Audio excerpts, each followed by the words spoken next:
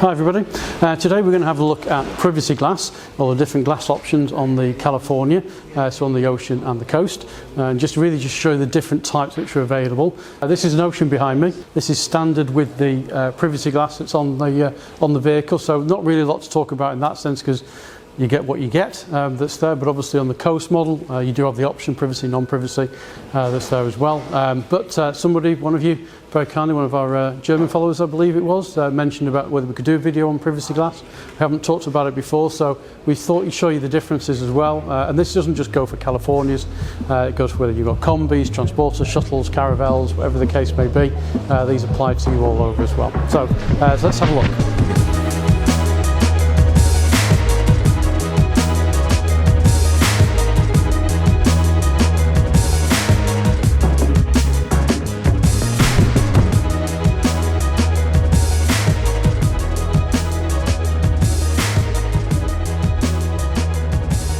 So obviously to show you the different types of glasses we have to use different vehicles, but the easiest way to show you that how different they are is for me just to put my hand on the inside of the glass, which is what I'm going to do for all of them. So that's what this one looks like in here. Now this obviously is an Ocean, and this has got double glazed and it's got the privacy glass as standard, and that's, you can see my hand through the glass that's there. And we're going to put some other ones next to each other now so we can show you those and give you an indication to the different darknesses that you get with privacy glass.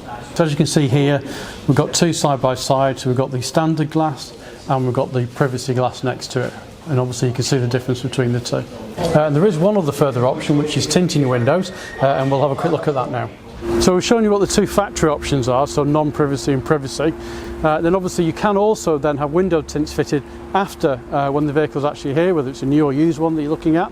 So the vehicle behind me came standard with a tinted glass all round, and then we put a darker tint on top of that, a 5% tint on top of that. So as you can see, I'll show you the same clink as before.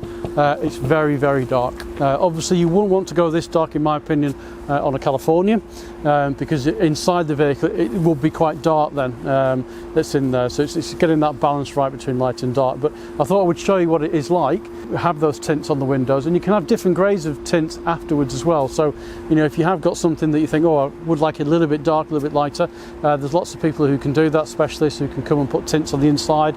And basically, if you have a look on YouTube, there's lots of people that do videos and show you how the whole system works. I wouldn't have a go yourself. I've tried it once, didn't work out very well. But if you have a look at that as well, I'll give you an idea. I hope that all makes sense to you. It's nice and clear. You can see the differences between the standard glass and the privacy glass. Now obviously you probably know from the videos you've been watching a little while, it's on here as well. I do recommend privacy glass as a factory option. I think it's a really good option.